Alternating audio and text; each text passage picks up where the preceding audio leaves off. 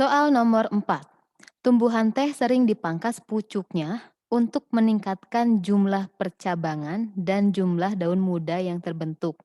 Proses biologis yang terkait dengan hal tersebut, titik titik titik ya. Oke, di soal ini ada satu kata yang menjadi kata kunci, yaitu pucuk. Nah, kalau kita berbicara tentang pucuk, berarti berkaitan dengan jaringan meristem.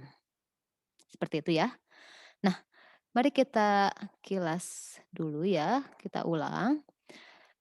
Jaringan meristem itu terbagi dua menjadi meristem primer dan meristem sekunder. Nah, sudah kita bahas bahwa meristem primer itu terbagi menjadi meristem apikal dan meristem interkalar. Kalau apikal letaknya di ujung-ujung dan berperan untuk pertumbuhan primer, pemanjangan sel. Gitu ya. Terus meristem ini juga mensekresikan hormon auksin. Untuk apa? Nah, berperan dalam dominansi apikal ya. Dominansi apikal.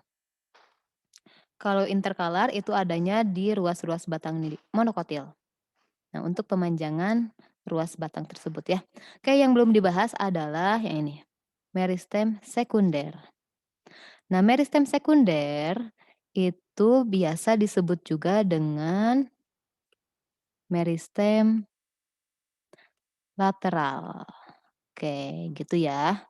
Berarti berperan untuk apa? Untuk pertumbuhan lateral atau ke samping. Nah, kok bisa? Nah, ternyata pertumbuhan ke samping atau meristem lateral itu ada dua ya.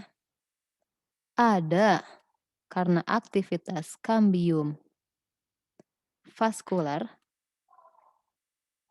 ada karena kambium gabus ya. Nah, seperti itu. Oke, pada soal ini sebenarnya analisis fisiologis ya, kalau misalkan pucuknya itu dipangkas, itu efeknya akan seperti apa? Benarkah meningkatkan jumlah percabangan dan jumlah daun muda? Oke, analoginya, bukan analogi. Analisisnya, di pucuk itu kan tadi ada hormon auksin ya. Hormon auksin itu berfungsi atau berperan untuk pertumbuhan primer atau ke atas terus-terusan. Kalau misalkan pucuknya dipotong, otomatis hormon auksinnya juga akan dihilangkan ya. Kalau misalkan hormon auksinnya itu dipaksa dihilangkan, maka akan memicu nih kerja meristem lateral gitu ya. Nah, selain itu, kalau misalkan pucuknya dipotong, itu kan sebenarnya masih ada meristemnya ya. Nanti akan tumbuh lagi pucuk yang baru, tumbuh lagi pucuk yang baru. Jadi pemotongan pucuk ini teh sangat berguna karena yang diharapkan oleh petani teh adalah memanen pucuk-pucuk teh, gitu ya. Nah, kita coba lihat.